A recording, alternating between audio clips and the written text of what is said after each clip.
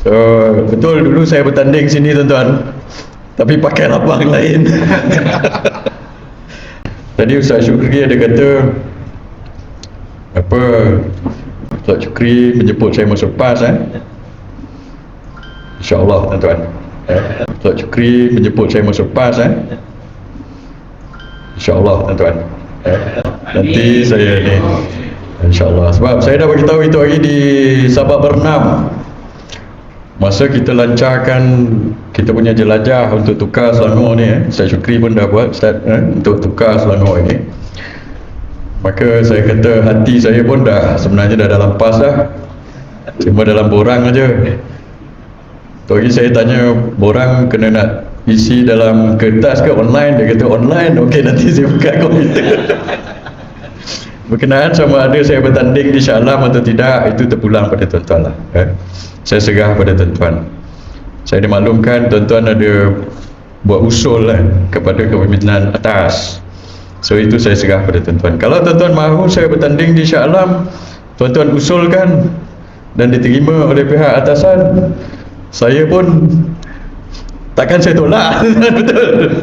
Kalau tuan-tuan mahu, tuan-tuan nak ke saya bertanding di Shah Alam tuan-tuan?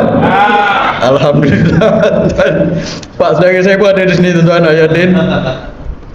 Dia duduk di Shah Alam.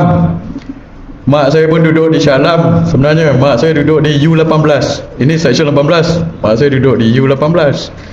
Arwah abang saya di U8 di Bukit Jelutong. Adik saya di Setia Alam. So di Elmina sekarang, dulu dia di Setia Alam. So keluarga saya banyak di Shah Alam ni lah tuan-tuan, insyaAllah. Kalau orang macam Isyam Jalil boleh kita hantar ke Dewan Rakyat, insyaAllah kita akan hantar ke Dewan Rakyat.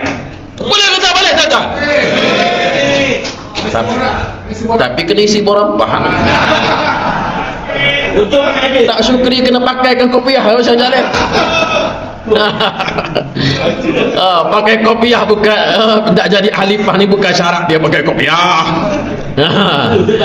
Betul. Tapi tak apa, insyaAllah jemaah kita boleh bincang, itu kita boleh deal. Kita boleh deal. Tapi kalau saya secara peribadi, saya sangat gembira dan saya boleh katakan bahawa PAS sangat berbesar hati kalau orang seperti Isyam Jalil boleh kita hantar ke Dewan Rakyat, membawa suara rakyat untuk nak lawan kerajaan PMX. Soalnya pada masa itu PMX pun dah jadi pembangkang, kita dah jadi kerajaan.